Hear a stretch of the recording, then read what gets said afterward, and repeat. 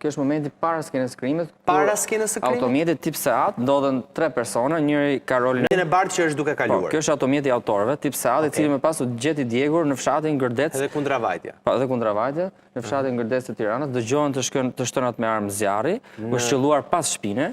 29 vjeçari ka qenë duke shkuar në zonë për të takuar. Tani, ky është momenti që dëgjohen të shtënat edhe vrapojnë kalimtar të rastit. Kalimtar të rastit. Kalimtar, por edhe persona që banojnë edhe në zonën. Duket një person i cili ikën me vrap, sikur ka diçka në dorë, duket si armë apo kalashnikov, apo një çantë dorë, por ende nuk është konfirmuar nga policia e shtetit, po ta shohim me vëmendje.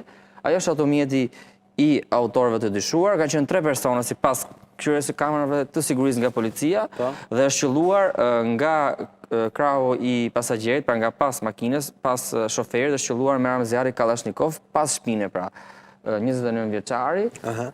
Dhe në momentet që ka ndodhur ngjarja, Ermir Dedje sapo kishte mbërritur me një automjet tip BMW në zonë, pra për të takuar disa miq të tij, janë dyshimet e policisë së shtetit. Sa kohë kishte që kishte ardhur në Tiranë? Ende nuk dihet se sa kohë kishte që kishte ardhur, por jetesën e kishte midis Gjermanisë, midis Durrësit dhe Gjermanisë dhe vendeve të tjera jashtë territorit shqiptar.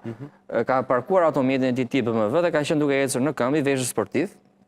Dhe në një moment afrohet automjeti tip Seat, i cili e qëllon nga pas dhe ka dyshime të forta që kjo është një atentat i mirë organizuar, pra autorët kanë ndjekur çdo lëvizje të 29 vjeçarit, kanë pritur momentin që ky ka qenë i vetëm, ka zbritur nga makina dhe kanë ekzekutuar këtë të fundit në lagjen 18 në qytetin e Durrësit, pra një qendër shëndetësore, madje edhe plumbat, bërësëria e plumbave janë sekuestruar nga policia, rreth 18 gëzhoja plumbash, kanë prekur edhe 18 gëzhoja plumbash. Gëzhoja të cilat janë hedhur në drejtim të Ermir Dedjes? Sepse ka qelluar në ecje makina, në breshëri plumbash, kanë prekur edhe fasadën e jashtme të qendrës shëndetësore, por edhe të bizneseve dhe banesave në zonën ku ka ndodhur ngjarja e rëndë. Duket edhe nga momenti se si largohen pra ato kalimtarë me vrap. Pra ka bërë edhe show në një farë forme, për sa kohë që janë gjuajtur me kaq